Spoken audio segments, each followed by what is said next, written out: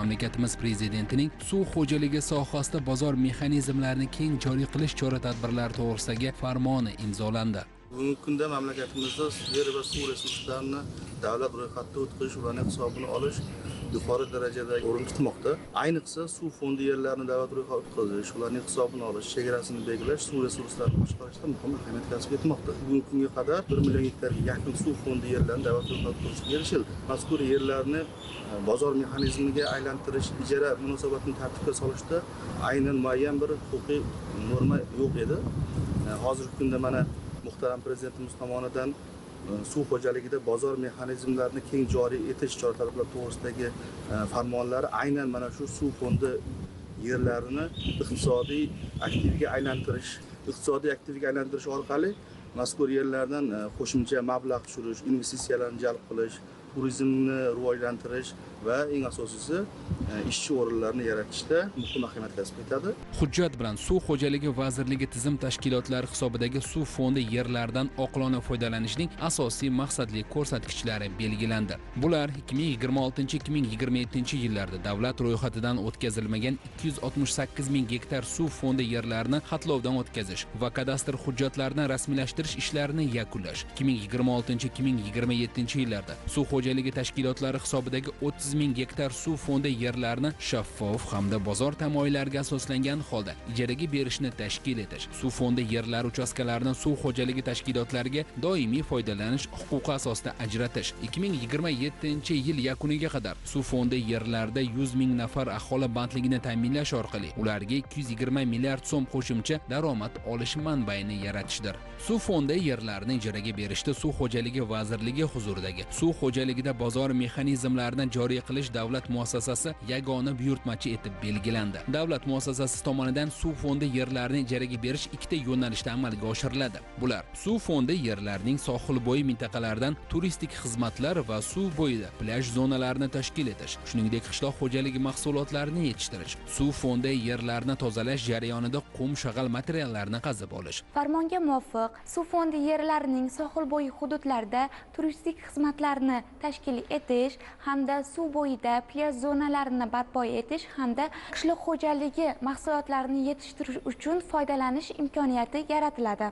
Shuningdek, suv fondi yerlarini tozalash jarayonida qum shag'al materiallarini qazib olish ishlari ham belgilangan tartibda amalga oshiriladi. To'planib qolgan qum shag'al materiallarini tozalanishi lozim bo'lgan daryo va soy o'zanlari hamda suv xo'jaligi obyektlari ro'yxati Suv xo'jaligi vazirligi, Favqulodda vaziyatlar vazirligi va Ekologiya iqlim o'zgarishi milliy qo'mitasining boshqarmalari tomonidan o'tkazilgan o'rganishlar natijasi asosida shakllantiriladi. Farmonda suv omborlari va sel suv omborlaridan bo'shagan va tuproq namligi saqlanib qolgan yer maydonlari tashabbuskorlarga qisqa muddatli ekin ekish uchun elektron onlayn auksion savdolari orqali ijaraga beriladi. Daryo va suv xo'jaligi obyektlari o'zanlarini tozalashda, qirg'oqlarning yuvilishiga va yaqin hududlarning suv bosishiga sabab bo'lishi mumkin bo'lgan hamda suv oqimiga to'sqinlik qilayotgan qum shag'al materiallari qazib olinishiga ruxsat etiladi. Suv omborlari va sel suv omborlari, kanallar, kollektorlar, tabiiy ko'llar va gidrotexnika inshootlarini tuproq materiallaridan tozalash tadbirlariga tashabbuskor tadbirkorlik subyektlarini to'g'ridan-to'g'ri shartnoma asosida jalb qilishga ruxsat etiladi. Suv omborlari va sel suv omborlarining suvdan bo'shagan hamda tuproq namligi saqlangan yerlardan samarali foydalanish maqsadida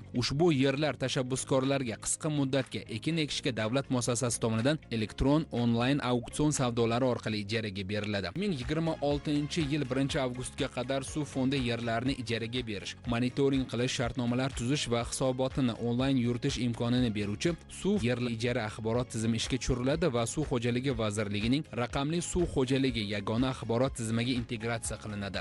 Suv xo'jaligi vazirligi huzuridagi suv xo'jaligi obyektlari xavfsizligini va suvdan foydalanishni nazorat qilish inspeksiyasi, suv fondi yerlaridan oqilona va maqsadli foydalanishni nazorat qilish, suv fondi yerlari o'zboshimchalik bilan egallanishining oldini olishni nazorat qilish yo'nalishlarida davlat nazoratini amalga oshiradi. Farmonda belgilangan vazifalarni o'z vaqtida va sifatli bajarilishi ustidan nazorat o'rnatish bo'yicha prokuratura organlariga aniq vazifalar belgilandi. Xususan, prokuratura organlari tomonidan Suv xo'jaligi nazorati inspeksiyasi, Ekologiya qo'mitasi bilan hamkorlikda suv xo'jaligi obyektlaridan qum va shag'alni noqonuniy qazib olish holatlarini oldini olish, bunday holatlarga barham berish, qonun buzilish holatlari bo'yicha hujjatlarni rasmiylashtirish va prokuratura organlariga taqdim qilish bo'yicha qo'shma tartib ishlab chiqiladi.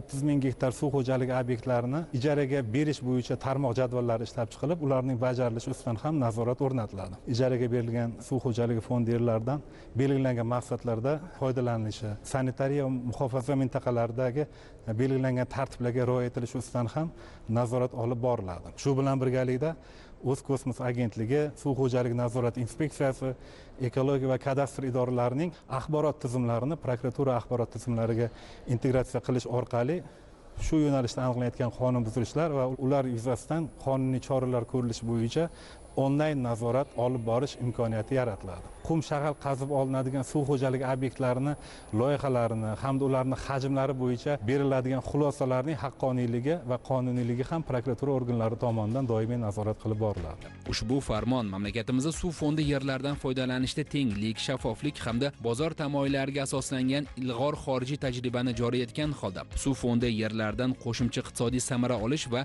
yangi ish o'rinlarini yaratishga xizmat qiladi.